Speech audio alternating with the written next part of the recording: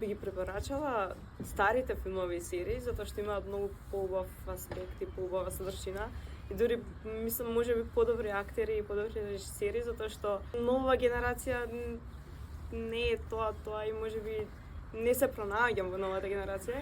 Ако би препорачала од старите филмови и серии, како стар филм што најмногу ми се свиѓа The Notebook, а како најдобра серија според мене, затоа што ја никогаш не сум била за депресивните серии филмови, секад сум за тие драматичните и забавните, романтичните.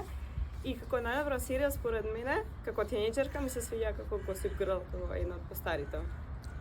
Ја не сум многу по книгите, искрено, ама еден многу убав серијал што другарка ми го препорача, многу ми се свиѓаше, е Shatter Me, го нема во Македонија. Колку превод го нема, и јас сум до втората или третата книга и мене многу ми се свиѓа.